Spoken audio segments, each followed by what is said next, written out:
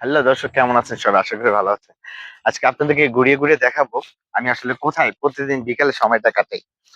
এই স্নিগ্ধ এবং সুন্দর মুহূর্তটা আমি প্রতিদিন এই জায়গায় কাটাই। আমার পিছনে দেখতে পাচ্ছেন পাথরগুলো, ওখানেই প্রতিদিন আমি বসে থাকি একাকিত্ব। আমার ভীষণ ভালো লাগে, সত্যি কথা বলতে অনেক ভীষণ ভালো লাগে। বন্ধু বান্ধব অনেকেরই বলি যে আসো, গল্প করি, আড্ডা করি, নিজেদের মতো করে সময় কাটাই। কেউ আসে কেউ আসে না, কিন্তু তাতে আমার কিছু যায় আসে না, কিন্তু আমি প্রতিদিনই আসি।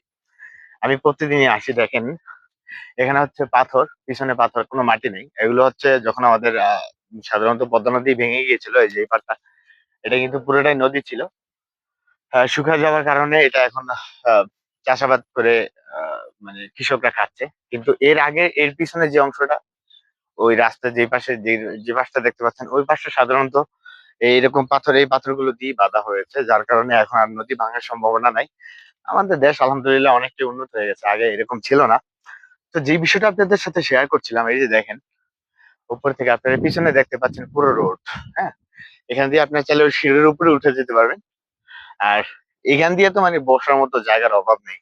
মানুষ চাইলে কিন্তু এখানে নিজেদের মতো করে সময় কাটাতে পারে, কিন্তু আমাদের এখানে হচ্ছে ব্যস্ত মানুষ, সবাই বিজি মানুষ, নিজের মতো করে সময় কাটায়। সুতরাং মানুষের এত সময় নেই এখানে বসে বসে গল্প আড্ডা করার মতো। তবে হ্যাঁ, একদিন ইনশাল্লাহ এই সিচুয়েশনটা হবে, এখানে হয়তো বা দোকান হবে, পার্ট হবে। হ্যাঁ, মানুষ এখানে নিজেদের মতো করে সময় কাটাবে।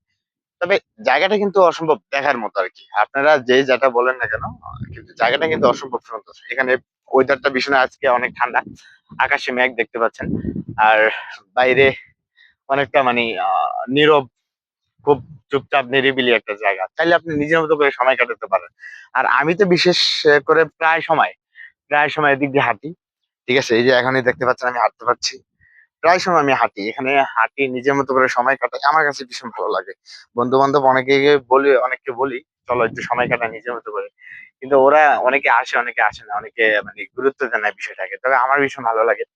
কারণ দেখেন, আমি যতক্ষণ বাসায় থাকি, আহ অতটা সময় সাধারণত বাড়িতে থাকলে নিজের মতো করে থাকি। এখানে বাতাস যতটাই বসুক না কেন, কিন্তু বাতাসে মূলত, বাড়ির বাতাস আমাকে অতটা স্নিগ্ধতা দেয় না। কিন্তু আমি যখন এখানে সাধারণত নিজের মতো করে সময় কাটাই, আমার শরীরটা একটু ঘামায় না, বিশেষ করে আমার শরীরটা একটু ঘামায় না। কারণ হচ্ছে এখানে যেই বাতাসটা, এটা হচ্ছে মনে করেন একদম প্রকৃতিময়, আল্লাহ নিয়ামতপূর্ণ বাতাস। এই বাতাসটা যখনই শরীরে লাগে, শরীরে ঘামগুলো শুকিয়ে যায়, আর শরীরটাকে ঘামাতে দেয় না। ঠিক আছে, এই বাতাস আপনার জন্য কোনো ক্ষতিকর নয়, বরং উপকারী। আর বিকালের এই সময়টা, যেমন আসরের পরে এই সময়টা যদি আপনি নিজের মতো করে কাটাতে পারেন, তবে অবশ্যই আপনার জন্য সেটা প্লাস পয়েন্ট। তবে এই সময়টা নিজের মতো করে কাটানো হচ্ছে ইম্পর্টেন্ট। তো আশা করি ইনশাল্লাহ আপনারা বুঝতে পারছেন, এবং এইভাবেই ভালোবাসা দিবেন। আর আমি আপনাদের পাশে সবসময় আছি ইনশাল্লাহ, সমস্ত বিষয়বস্তু সামনে নিয়ে।